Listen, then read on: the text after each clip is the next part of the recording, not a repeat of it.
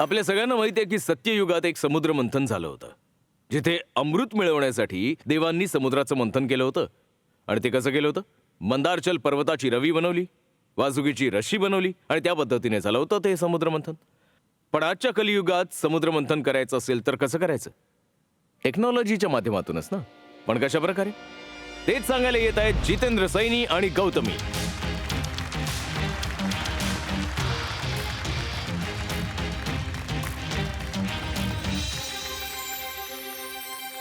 समुद्र हा जगातील सर्वात मोठं रहस्य आहे. त्याच्या आत जीवन पण लपलं आहे आणि उत्तरे पण. पण आपल्याला त्याच्या बाबतीत फक्त आणि फक्त वरवर माहिती आहे. तो एका प्रचंड कंट्रोल रूम सारखा आहे, जो हवामानाचा फोरकास्टही लिहितो, माशांचा रस्ता पण सांगतो आणि पूर्ण ॲक्वाकल्चरचा बॅलन्स पण सांभाळतो. पण विचार करा, या कमांड सेंटरच्या बहुतेक स्क्रीन्स नेहमी ब्लॅकआउटच असतात आणि आपण अंधारात निर्णय घेतो. समुद्राच्या आत काय काय होतंय हे जाणणं आजही खूप कठीण आणि स्लो आहे. जसा फोनचा डेटा 2G स्पीडवर डाउनलोड होतोय. आज जग AI पासून स्पेस पर्यंत एक्सप्लोर करतंय, पण समुद्राचे सिक्रेट समजून घेण्याची पद्धत अजूनही जुनीच आहे. डेटा घेण्यासाठी आपण महागडे शिप्स तर पाठवतो, पण डेटा घेऊन येईपर्यंत कहाणी बदललेली असते आणि आपण फक्त आणि फक्त नुकसान मोजत असतो. या डिलेचा अर्थ आहे फोरकास्टिंग मध्ये अंधार, एन्व्हायरमेंटल इम्बॅलन्स आणि सिक्युरिटीच्या बाबतीत धोका. समुद्र फक्त माशांचं घर नाहीये. आपले ports, trade routes, energy lines आणि डिफेन्सचा सायलेंट गार्ड आहे. यामुळेच आम्ही आणलं आहे भारताचा पहिला ॲम्फिबियस ड्रोन, समुद्राचं नवीन कंट्रोल सेंटर, ॲक्वा एरेक्सचा अवतार.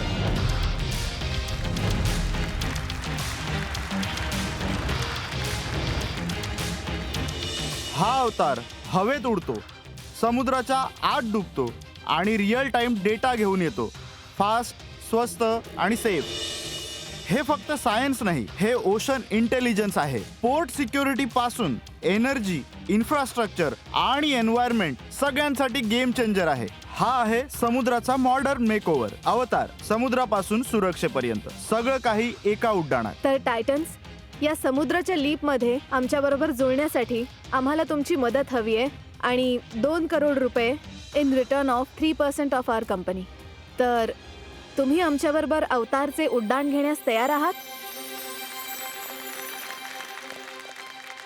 कुठून सुरुवात केली होती तुम्ही या आयडियाची, याबद्दल आमच्या ऑडियन्सला सांगा ना. सो ॲक्च्युली मी आणि जितेंद्र क्लासमेट्स होतो. आम्ही दोघे एरोनॉटिकल इंजिनियर आहोत. सो जेव्हा मी आणि जितेंद्र एअरक्राफ्ट बिल्ड करत होतो ऑलमोस्ट 5-6 वर्षांसाठी, आणि ॲटोनॉमस व्हेकल बिल्ड करायचं पॅशन तिथून सुरू झालं. ही जितेंद्रची आयडिया होती. एअरक्राफ्ट का फक्त उडू शकतात, ते पाण्यात का जाऊ शकत नाहीत? तर आम्ही विचार केला की आपण ॲम्फिबियस व्हेकल बनवूया जे दोन्ही करेल. योगायोगाने एका आठवड्यानंतर एक DRDO सायंटिस्ट आमच्या कॉलेजला येणार होते. सेम प्रॉब्लेम स्टेटमेंट सकट. त्यांना असं व्हेकल हवं होतं जे उडूही शकेल आणि पाण्याखाली जाऊ शकेल. सो ते सगळं आमच्या वेळेनुसार फार छान झालं आणि अशी आयडिया आली आणि आम्हाला हे बनवायला किकस्टार्ट मिळाली. वंडरफुल. गौतमी, तुम्ही कुठच्या आहात? मी नरसीपुराहून आहे. तो एक तालुका आहे नियर म्हैसूर. तिथे माझा जन्म झाला. माझी शाळा, माझं शिक्षण सगळं काही तिथेच झालं. तुम्ही त्याला गाव म्हणू शकता, जिथे मुलींना फक्त 10वी किंवा जास्तीत जास्त 12वी पर्यंत शिक्षण घेता येतं. माझे सगळे कझिन्स मॅरिड आहेत, त्यांना मुलं झालीत. पण मी लकी होते कारण माझ्या पेरेंट्सची ही गोष्ट स्पष्ट होती की आम्ही आमच्या मुलांना शिक्षण देणार. इंजिनिअरिंगच्या पहिल्या वर्षाला आल्यानंतर माझे वडील वारले. पण माझी आई मजबूतीने उभी राहिली. तिने हार नाही मानली. ती मला म्हणाली, स्वतंत्र हो, financially, go for it. Very nice. आम्ही आयडियाबाजच्या या मंचावरून तुमच्या आईचे खूप खूप आभार आणि खूप खूप शुभेच्छा देतो त्यांना. मला तुम्हा दोघांचे खूप खूप अभिनंदन करायचंय. ही आहे आपली देशाची तरुण पिढी, ज्यांचे विचार वेगळे आहेत आणि ज्यांना काहीतरी करून दाखवायची इच्छा आहे. प्रोडक्टचं पहिलं इम्प्रेशन कसं आहे माहितीये? जणू काही F1 गाडीचं रेअर फेअरिंग आहे. अंडर वॉटरमध्ये सगळ्यात मोठं चॅलेंज कशाचं असतं? सर, 2 चॅलेंजेस आहेत. एक तर सिस्टीम इंजिनिअरिंग स्वतःच, कारण ते हवेमध्ये हलकं असायला हवं आणि पाण्याच्या खाली जड असायला हवं. दुसरा कॉम्प्लेक्स भाग आहे अंडर वॉटर कम्युनिकेशन. आपल्याकडे GPS ची सुविधा असते, पण तुम्ही पाण्याखाली असता तेव्हा ही सुविधा नसते. हे एक ॲम्फिबियस व्हेकल आहे आणि हे नेक्सर आहे. तर एम्फिबियस व्हेकल आयडेक्स रिक्वायरमेंटनुसार बनवलेलं आहे 50 मीटर शॅलो वॉटर डेप्थसाठी आणि त्याच वेळी नेक्सर बनवलं आहे 1000 मीटरसाठी डीप ओशन इन्स्पेक्शन ऍप्लिकेशन. याला आम्ही फ्लडेड बॉडी डिझाईन म्हणतो. हे दोन्ही इक्विपमेंट्स कोणत्या कामासाठी आहेत आणि कोणत्या इंडस्ट्रीमध्ये यांचा वापर होतो आणि कोणती माणसं याला विकत घेतील? हा संधीचा महासागर आहे. आपण नेहमी बघतो की सीमेवर कायमच आर्मी आणि एअरफोर्सला पाहतो, नेहमी ऍक्टिव्ह असतात ते. पण पडद्याच्या मागे नेव्हल फोर्सेसला आपल्या समुद्रांना सुरक्षित ठेवायचं असतं, कुठलंही इक्विपमेंट किंवा माइन्स जे आपल्या बॉर्डरमध्ये येईल त्यापासून. तर एक म्हणजे सिक्युरिटीच्या कारणासाठी हे साधन पाण्याच्या खाली लपून राहतं, फक्त सोनार सिग्नलवर लक्ष ठेवण्यासाठी. जर एखादा सोनार सिग्नल आला तर त्याला माहिती मिळते की नक्कीच काहीतरी आपल्या जवळ येते आणि त्यानुसार ते ताबडतोब निर्णय घेऊ शकतात. हे झालं डिफेन्सच्या दृष्टिकोनातून. ॲक्वाएरेक्स हा एकमेव मरीन ब्रँड रोबोटिक स्टार्टअप आहे जो निवडला गेलाय इस्रायली एरोस्पेस इंडस्ट्री न्यूजफेअर प्रोग्राम मध्ये. Yes, congratulations. समुद्राच्यात हे काय काय पाहू शकतं, किती डेटा कॅप्चर करू शकतं, डेटा ते समुद्रात असताना ट्रान्समिट होतो का, की ते परत आल्यावर आपल्याला डाउनलोड करावा लागतो, आणि असा यूज केस सिनारिओ काय जेव्हा हे समुद्रात पण जातं आणि तिथूनच ते हवेत पण जातं, तर हे समुद्रातूनच हवेत जाऊ शकतं का? हो सर, आम्ही त्याला मॉड्युलर पेलोडनुसार डिझाईन केलंय. सो बेसिकली हे अवतारकडे आहे 4 किलो पेलोड कॅपॅसिटी आणि नेक्सरकडे आहे 15 किलो पेलोड कॅपॅसिटी. आता लो कॉस्ट सेन्सरकडून हाय एंड सेन्सर तुम्ही तुमचे सेन्सर प्लग आणि प्ले करू अच्छा. शकता. ते पर्यावरणाचा डेटा आणि सी बेल्ट कॅरेक्टरिस्टिक्स जमा करू शकतात आणि कोणताही व्हिज्युअल आणि सोनार बेस्ड डेटा जमा करू शकतं आणि हे वॉटर सरफेसवर येऊन डेटा पाठवू शकतं. जसं आम्ही दाखवतोय ते सॅटेलाइटला कनेक्ट करतं आणि सॅटेलाइटच्या मार्फत तो डेटा एंड युजरला पाठवतं. So this is something in a long term we want to achieve. याला तुम्ही आतापर्यंत टेस्ट केलंय? पाण्याच्या आत वगैरे काही व्हिडिओज किंवा काही डेटा घेऊन आला आहात का? आता ट्रायल सुरू झाले आहेत. आम्ही 1 वर्ष जुनी कंपनी आहोत आणि ज्या स्पीडने आम्ही काम केलंय TRL-1 ते TRL-6 हे जबरदस्त आहे. Can I see the product? Amazing. या मला पण बघायचंय.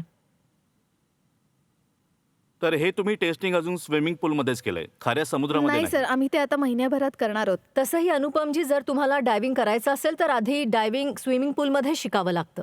ह्या पर्टिक्युलर शेपचं काही कारण आहे? अगदी सर, हे ऍक्च्युली टर्टल पासून इन्स्पायर होऊन बनवलंय आम्ही. सर, आम्ही जे डिझाईन केलंय त्याला फ्लडेड बॉडी डिझाईन म्हणतात. अच्छा. म्हणजे पाणी आत जाऊ शकतं, water can go inside. So the design is not the load bearing element. Right. हे फक्त Oh. हायड्रोडायनामिक्स साठी बनवलंय. Very good. तर हे तुम्ही तुमच्या बँगलोरच्या फॅक्टरीमध्ये बनवलंय? येस सर, आमचं स्वतःचं R&D आहे आणि स्वतःचं R&D मॅन्युफॅक्चरिंग पण आहे. इंडियन नेव्ही ही 3rd लार्जेस्ट नेव्ही आहे जगामध्ये आणि 80% आपल्या ॲटोनॉमस सिस्टम्स या येतात बाहेरून आणि हे मेड इन इंडिया आहे.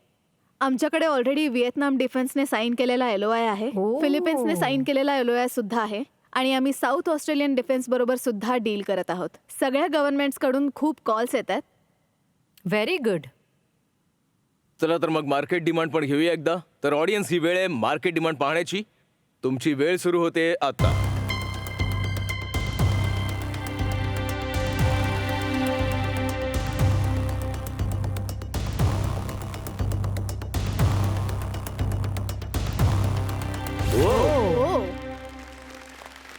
ऑलमोस्ट 100%, 92% लोकांना वाटतंय की याची फार गरज आहे.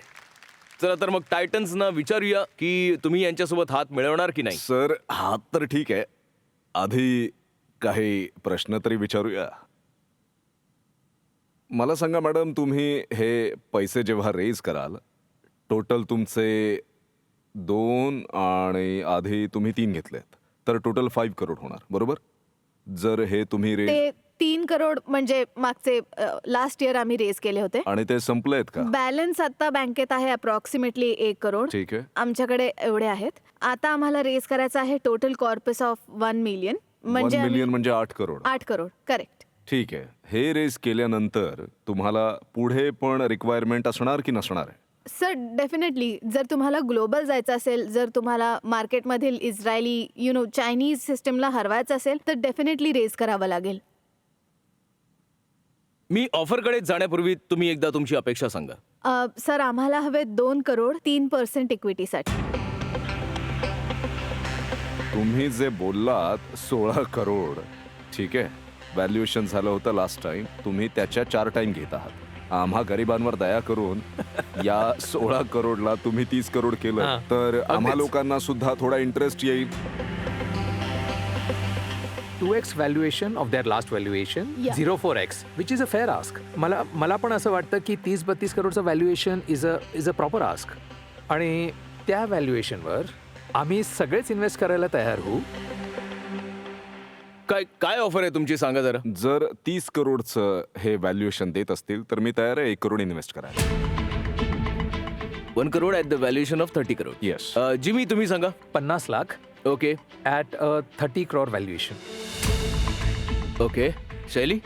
50 लाख जर व्हॅल्युएशनवर होकार असेल तर. ओके 30 लाख तेही 30 करोडच्या व्हॅल्युएशनवर. Okay. So do you guys want to discuss think or you have a counter offer. You can go to business lounge, take your time and let us no.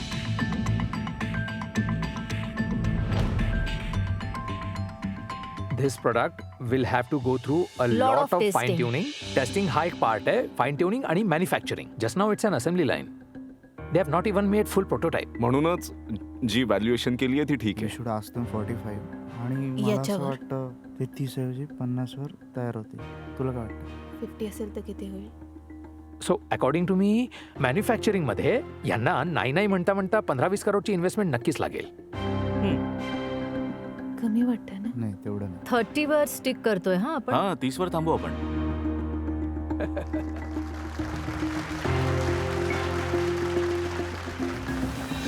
Jitendra Gautami तुम्ही सांगा काय विचार केलाय यांच्या ऑफर बद्दल. टायटन्स तुम्ही सगळे आम्हाला ऑनबोर्ड हवे आहात, पण एक रिक्वेस्ट आहे की तुम्ही 30 ऐवजी 50 ची ऑफर ऍक्सेप्ट करा. फार पॅशनेटली टायटन्सना इन्व्हेस्ट करायचं आहे, पण मला वाटतं की आम्ही आमच्या व्हॅल्युएशनवर ठाम राहणार आहोत. गौतमी असं फार कमी वेळा होतं की सगळे टायटन्स एकत्र कुण्या एका आयडियामध्ये इन्व्हेस्ट करायला तयार आहेत. मी काउंटर टेररिझम ट्रेनिंग अकॅडमी चालवतो. खूप सारे आर्मी वेटरन्स आमच्यासाठी काम करतात आणि त्यातले काही तर खूपच सिनियर आहेत. त्यांचा एक दृष्टिकोन तुम्हाला गायडन्स देऊ शकतो आणि तुम्हाला एका वेगळ्याच लेवलला पोहोचवू शकतो. सो गौतमी आणि जितेंद्र सांगा तुमची फायनल ऑफर काय आहे. तुम्ही काय करणार आहात, हात मिळवणार आहात की मग. ठीक आहे, डील पक्की. Very nice. Congratulation. Thank you so much. Very hard negotiation. Thank you ma'am. Congratulations Titans thank you. And congratulations to you too. Thank you. छोट्या शहरातील मोठ्या आयडियाला आमच्या टायटन्सनी अजूनच मोठं बनवलंय. यासाठी तुम्हा सगळ्यांचे खूप खूप आभार आणि खूप खूप धन्यवाद. Thank you very much.